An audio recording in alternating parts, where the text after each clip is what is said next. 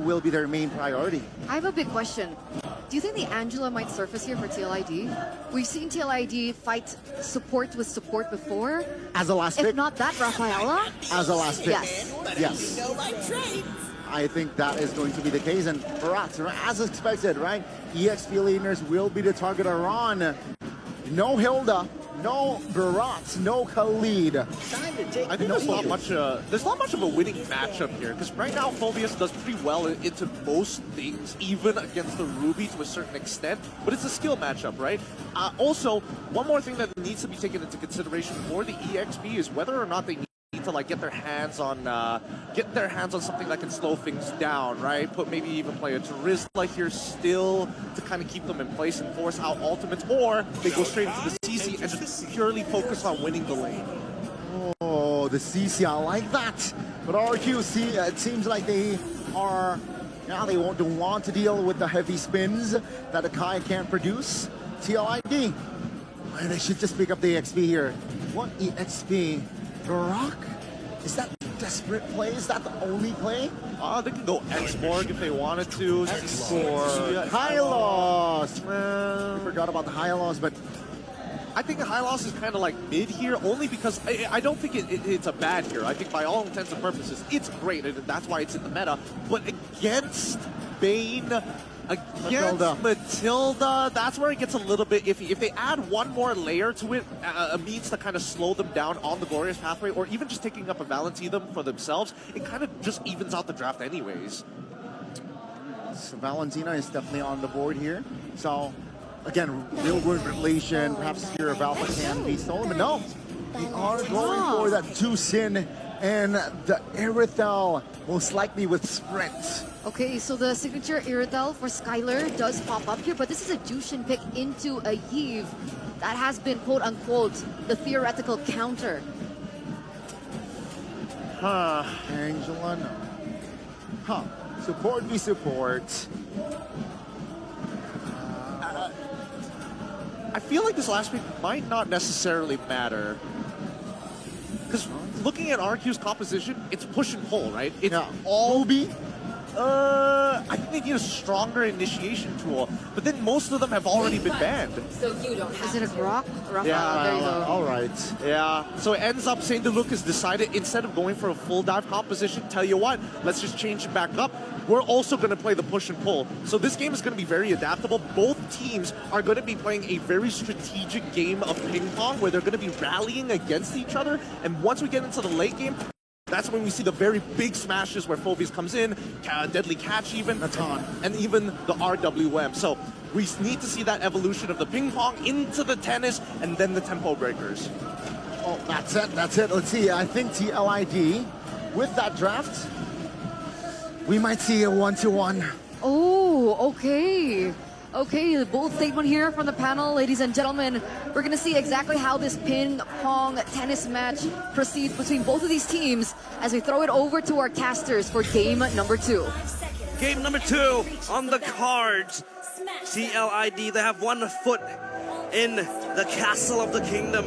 But now it is the time for the kingdom to once again reinstate their oppression. Gonna stake their claim to try and get that early game dominance.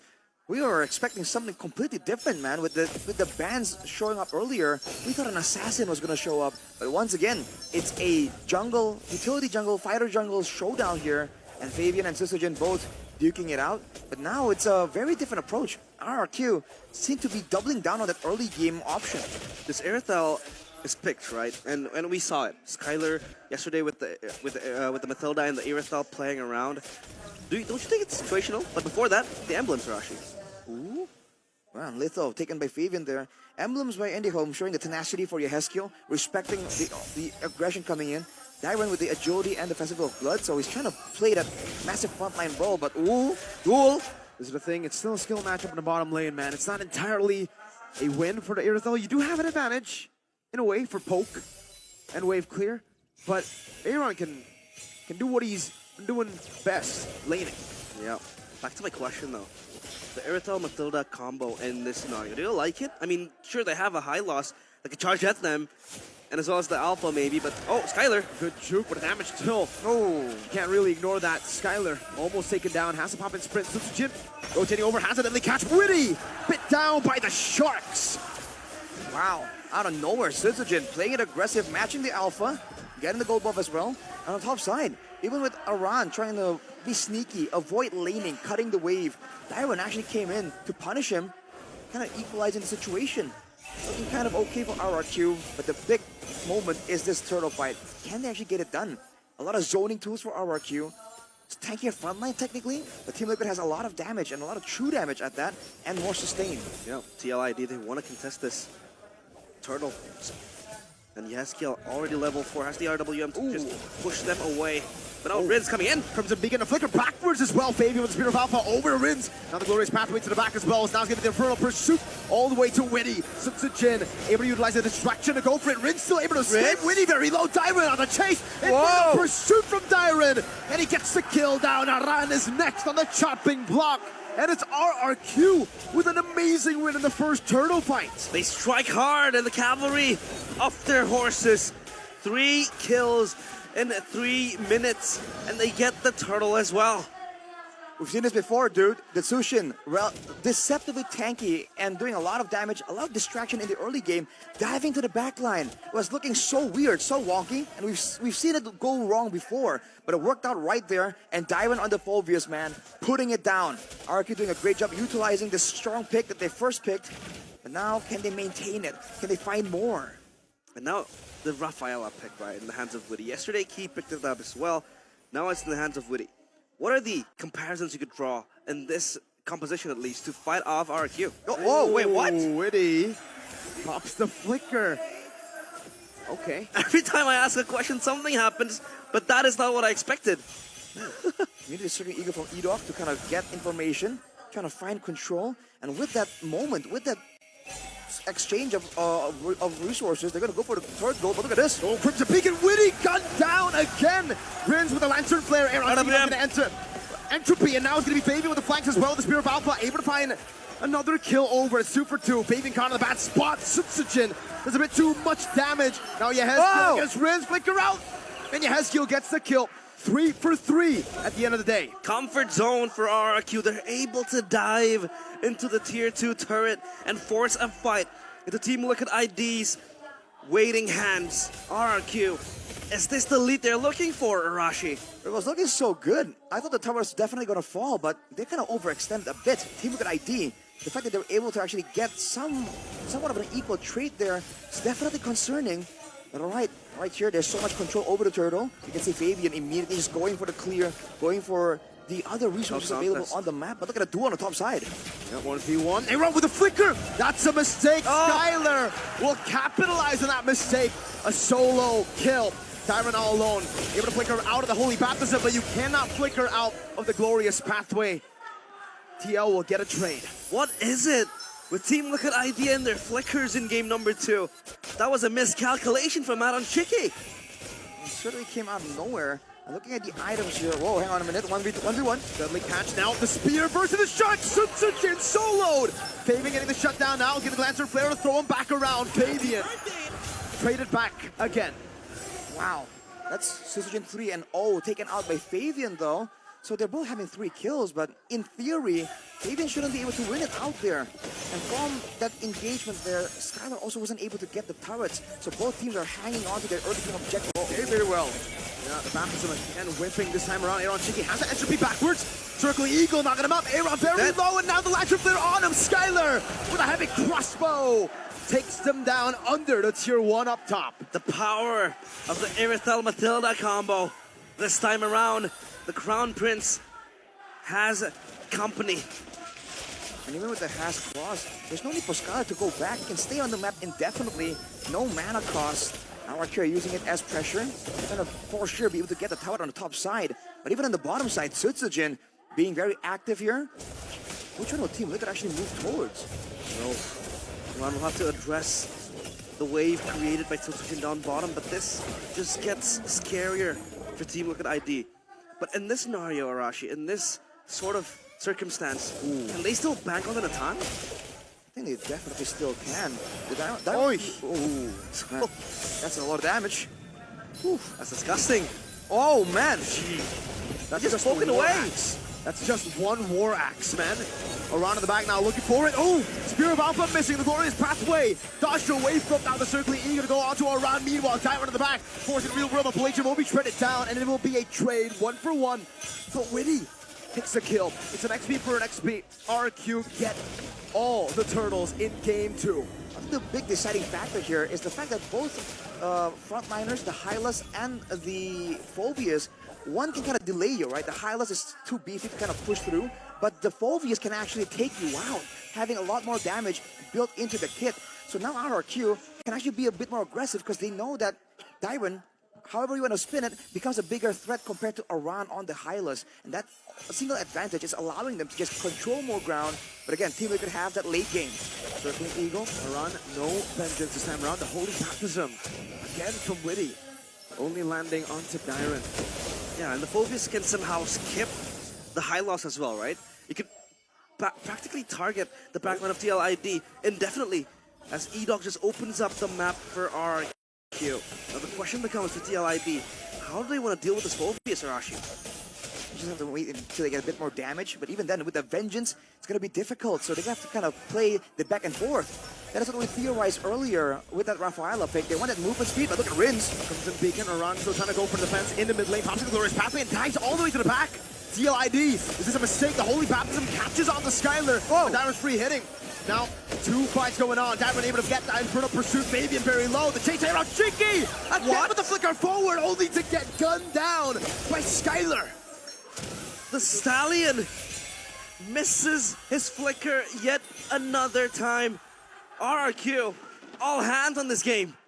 6,000 gold advantage. Is this a mental block you're talking about, Mirko? Playing the Natan against the infamous Natan in the TLID. A lot of moments here where it seemed so close yet so far. Skylar on this Irithel that really shouldn't be doing so well. 5-1 and 5. The mobility allowing him to just be so aggressive. Holy Baptism, no, under the terminal. Skylar now makes a mistake. Gets caught by the real world manipulation. And TLID, they'll have an advantage. Skylar shut down 20 seconds. And it will be a Lord that is in the Lanadon, up and ready. Mistakes after mistakes, both from the marksmen of their respective teams playing today. Now the Lord, though, they want to blitz it, but I think they're just waiting for Skylar to respawn to get even more source of damage. Oh, that burst, man. Circling Eagle, forcing the vengeance out now. Deadly catch, Witty! Disappears, spins to the back now with the Crimson Beacon. Able to get some damage down as Fabian goes in, gets rid of the back as well. Here on Shiggy with the entropy forward. Fabian slices through Dyron. Yes, Teal gets the kill back, but Sutsa Jin shoots Aran down. Another 2 for 2. Skylar back online. Heavy crossbow onto Fabian. Will use the Spear of Alpha defensively, but the Circling Eagle to the back will be able to find 2. Aaron getting gunned down. The heavy crossbow is too much for Aaron to handle. And the Kingdom again are able to make it work. Team Liquid ID overzealous. They saw that momentum. They saw the mistake from Skylar. They thought that they had that Lord for sure, but they overstayed. Rrq were able to find a relatively equal trade, and the moment Skylar returns, that was a signal to retreat, but the cavalry just did not notice it. Wow! Almost just one-shotted. What is the damage? Yikes! A lot of damage from the Kingdom. They're angry. They don't want to give up their throne that easily. They don't want the castles to be usurped by the Stallions now. Aaron Shiki 1-5 as the Natan. Is there still a late game angle? If it goes long enough, there's definitely a late game angle. At 10 minutes, 6,000, we saw that Geekfam were able to come back from such a deficit, but Rrq, what is the plan here to crack open the base? This is the Nathan Eve combo with the Hylas. They do have Siege, they have the Irithel, but the Mage, it's a Sushin. What's the plan here for Kescue to really crack open this base? It might be some kind of dive. Yeah, it's more of a zoning mage with the Zeusin, right? You want the CC to keep on going, but the Lord will blitz and march forward. Lord in the bottom lane. No, first Lord, so they should be able to defend this again. It's a Yve and a Natan combination. Last time we saw, I would think it was day 1. Fnatic Onyx having a 12,000 gold lead, but struggling to end against a Natan and a Yve. Now we talk about it, right? The Natan and the Yve, 2 of the best base heroes for defense in this patch, in the playoffs at least. Will Rrq be able to topple down that foundation for TLID? Oh man, we'll have to see. Looking at the items right now, already the glowing one and the divine glaive. So he's Yehezkiel here, not playing to shred the front line. He knows Iron's gonna be tanking up too much damage, too much sustain. He's gonna focus more on having burst damage available in case Skylar makes a mistake, in case Weedy finds a great great stun onto Skylar. He can just follow up and deal a ton of burst damage. For Iron Shiki, it's only about scaling up here. Holy Crystal almost completed. It's gonna be a massive spike, but the Radiant Armor is completed for Dyron. So again, it's kind of neutralized for a bit. Maybe one more item will be required before Team Liquid ID can really claim to have that shredding potential. Yeah, he has his Holy Crystal ready for Aaron Shiki. Now the big problem is he able to exert the damage? Because the problem is he has been overextending and creating, you know, minute plays that is not necessary, flickering forward with the entropy as well. That has been the criticism towards him since yesterday, even since 2 days ago in that match against Bigatron Alpha as well. Now it is a matter of how he will hold himself when the time comes. Now this is a delicate situation for Team Liquid ID. Rrq just want to get the Lord, try and get some structures, that's fine. But Team Liquid ID, if they fail here, they falter and lose their front line, there's a lot of ground that Rrq can chase them through, and there's a ton of mobility available for them. Yeah, this Lord is important. 7.9k gold lead in the hands of Rrq. They look to even subjugate TLID further. They look for the zone, and here goes the Circling Eagle. They spawn Faven in the bush. Spear of Alpha, eat up. Gonna flicker out, but whoa, the healing's there. Dyron with the flicker, finding 3, and now Skylar gets rid of all of them in the back. Substitute with the red tree, and the Kingdom, they will take the fight here in the second Lord fight of the game. Skylar is a goddamn maniac. The Crown Prince might look for the Savage, but it's way too far. Yehezkiel still riding into the dying night, but the Kingdom is here. They wanna reinstate their oppressiveness towards the cavalry. A lot of damage, a lot of burst. Yehezkiel going for the play. RWM on the Skylar, very low with the Wishing Lancer, but again now in front of pursuit, the Demonic Force onto them. Rrq will level the game, will level the series in a best of 7. Oh, it is 1-1. Woo!